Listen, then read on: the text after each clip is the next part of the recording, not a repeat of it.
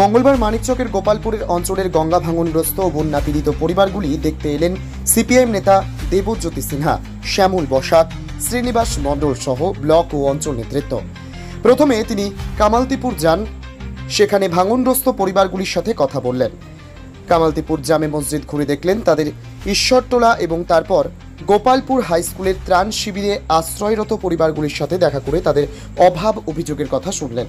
সংবাদ মাধ্যমের মুখোমুখি হয়ে তিনি জানান, মানুষ আর এখন চাল চিড়ে চায় না, তারা চায় পুনর্বাসন অর্থাৎ 2 কাঠা জমি।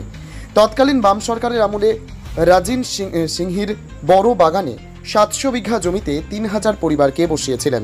এছাড়া কালুটন টোলা colony, Kesharpur colony, পারলালপুরে Shobhapur colony করে দিয়েছিলেন। তবে এই সরকার কেন পারবে না? বাস্তুহারা পরিবারগুলো যাতে 2 কাঠা নয়, আমাদের দাবি প্রত্যেক পরিবারকে 4 শতক করে জমি দিতে হবে। 2 শতকে তারা বাড়ি করবে আর 2 শতকে শাকসবজি চাষ করবে। এর জন্য আগামী 20 অগাস্ট ভূতনি থানা, 25 অগাস্ট ইরিগেশন ডিপার্টমেন্ট ঘেরাও করবেন। সেই সঙ্গে মানিকচকের বর্তমান বিধায়িকা সাবিত্রী মিত্রকে তীব্র আক্রমণ করলেন।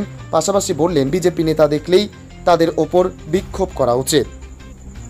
সেই সঙ্গে দাবি তুললেন, বানভাসী মানুষদের জন্য রান্না করা খাবার খেতে দেওয়ার ব্যবস্থা অবিলম্বে করতে হবে। ব্যুরো রিপোর্ট, সোনার বাংলা নিউজ টিভি।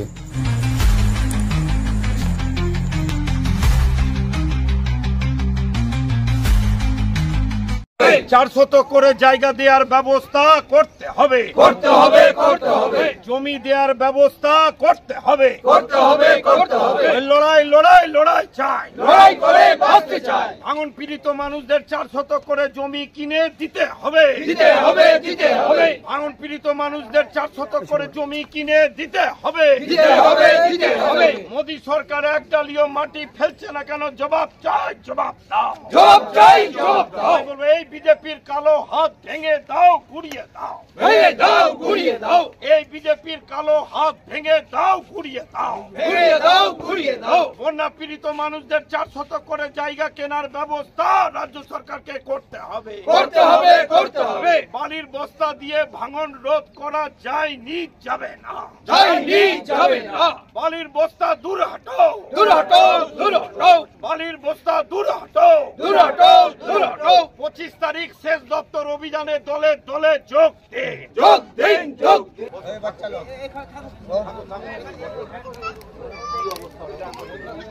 ঘর আছে, এই ঘরে বেটি থাকছিস, তোর বর কোথায় থাকে? তোর কি নাম?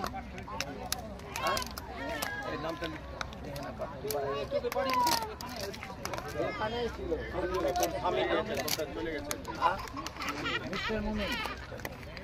জমি কিনতে পেরেছিস?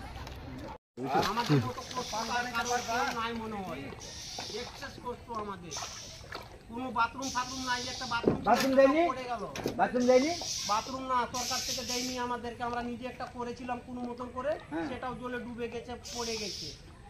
আমাদের প্রচন্ড কষ্ট, যাকে বলো খুব কষ্ট, এক্সেস কষ্ট আমাদের। বলছি যে আমরা তো লড়াই করছি, তোমার হচ্ছে আমরা লড়াই করছি যাতে জায়গা দেওয়া হয়। আমরাও চাইছি যে কি আমাদেরকে কোনো জায়গা আমাদেরকে পাওয়া উচিত হয়। কেন 2 কাঠা করে যদি জায়গা দিয়ে দেয়, তো আমরা কোথাও যেন মাথা গুটাবার যেন আমাদের জায়গা। এটা চাইছো কিনা? আমরা চাইছি। এইটা লড়াই করতে হবে, তো সিপিএম ছাড়া পারবে না। হ্যাঁ, তো সবাই একজোট যদি থাকতে গেলে। হ্যাঁ বলো। সিপিএম ছাড়া, সিপিএম বড় বাগানে সুবোধ চৌধুরী বসিয়ে 800 বিঘা জমি দখল করেছে। এই কলোনিগুলো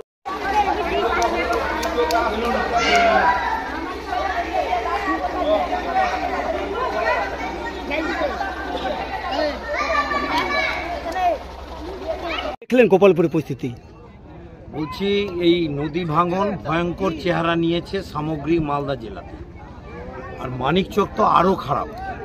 একবারে হীরানন্দপুর থেকে শুরু করে কালুটনটোলা, ওদিকে হচ্ছে রতুয়া 1-এর মহানন্দটোলা, বিলাইমারি প্রায় শেষ।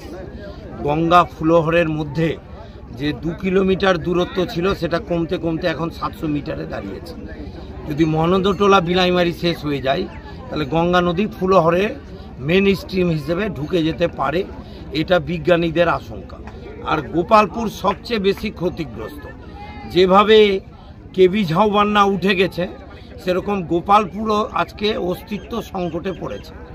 যেভাবে কাটছে ভয়ঙ্কর পরিস্থিতি দাঁড়িয়েছে। একে তো অনেক বুথ চলে গেছে জলে, গঙ্গাগর্ভে, ধরমপুরের একটা বড় অংশে গেছে।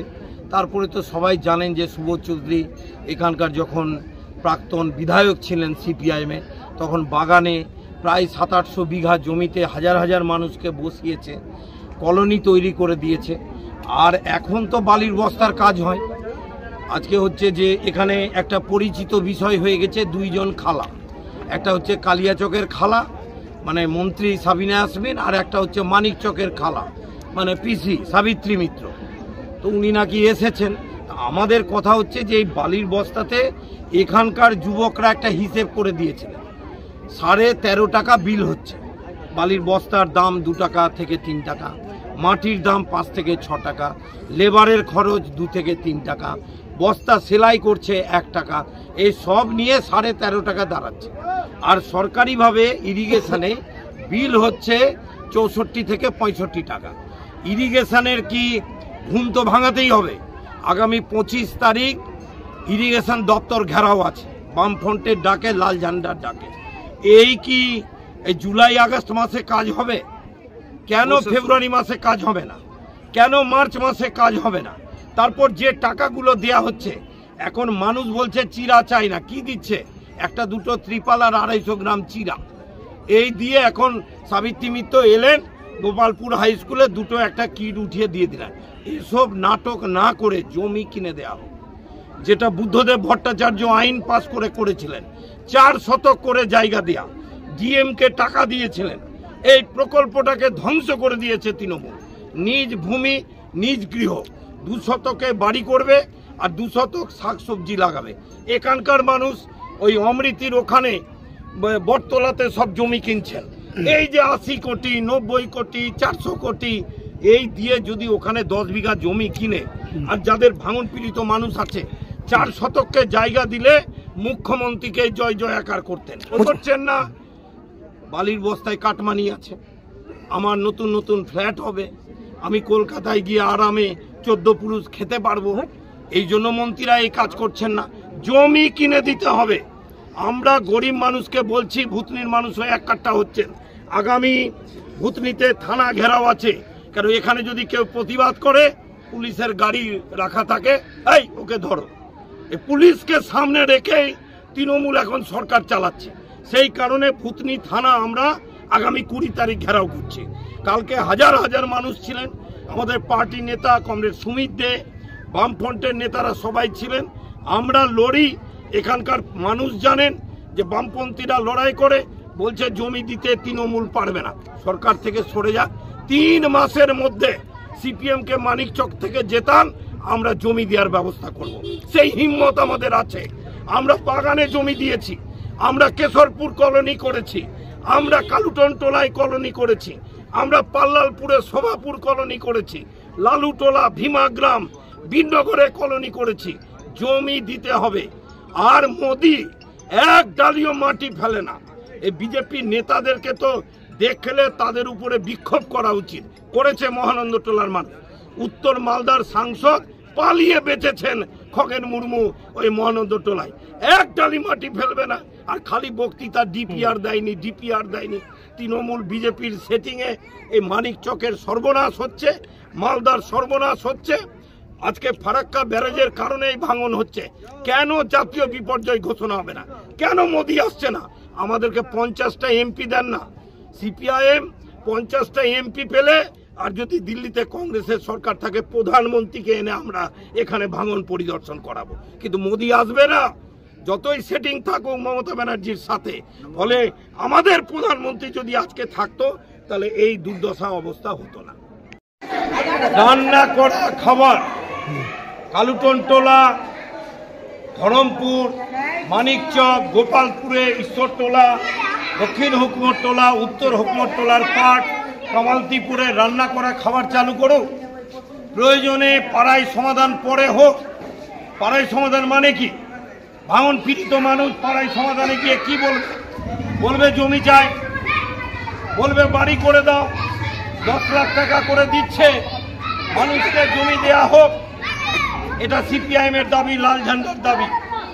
আমরা সেই দাবি করছি। এবং অবিলম্বে আমি আজকে গিয়েই কালকে বিডিও এবং এসডিও ডিএমকে চিঠি লিখব, বিডিওর সাথে দেখা করব, রান্না করা খাবারের ব্যবস্থা করতে হবে।